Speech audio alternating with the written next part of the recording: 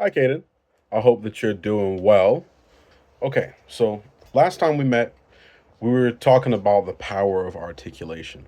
So remember, since music is a language and we communicate by speaking it, the beginnings of our words and phrases are pretty important, right?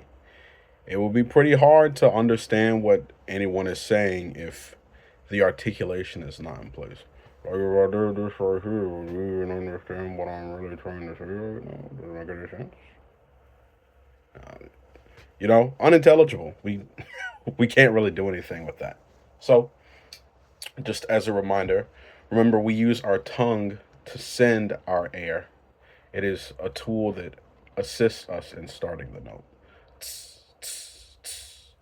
We send it, and the note will start easier and more clearly.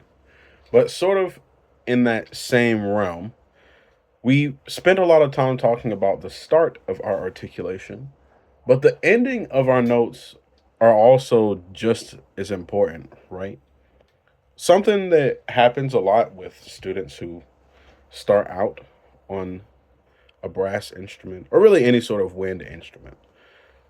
We know now that we use our tongue to send air and stop it and start it. So, what students will often do is they'll also use their tongue to close off the air, right? And intuitively, like it makes sense. Like we just learned, oh, we can use our tongue to start it, so we can probably use it to end it. And that is something that people do. However, it kind of sounds like you're cutting yourself off in the middle of a sentence. For instance, I'm going to try it out. It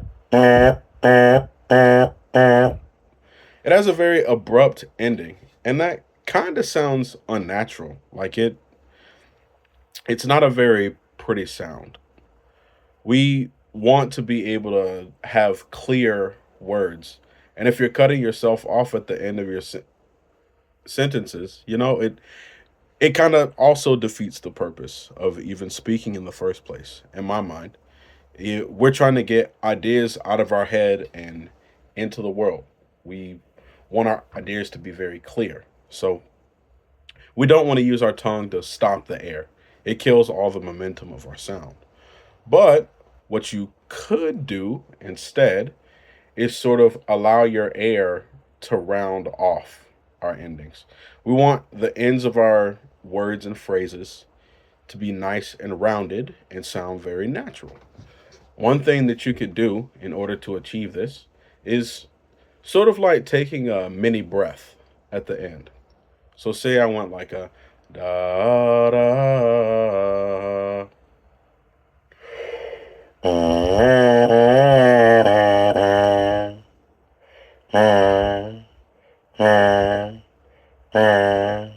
See, my air is still going, but the note naturally just rounds off. Or like taking a breath.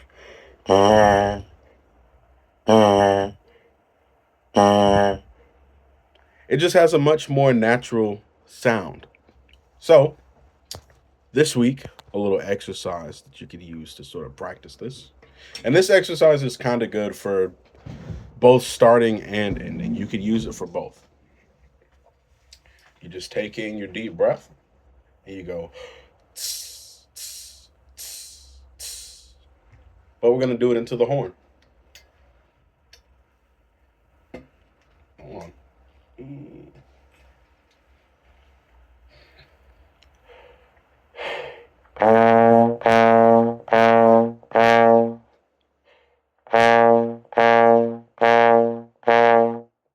You hear how nice and rounded the ends are? Here's what it would sound like if I was using my tongue.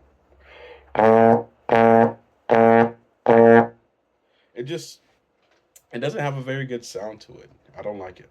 A lot of people would not like it, I think. You'll hear what I'm talking about. But yes, on all of your notes that we've gone over thus far, and then maybe rest for 4 counts. And then back down.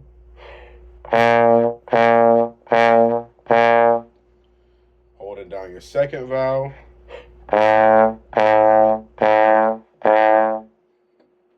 Yeah.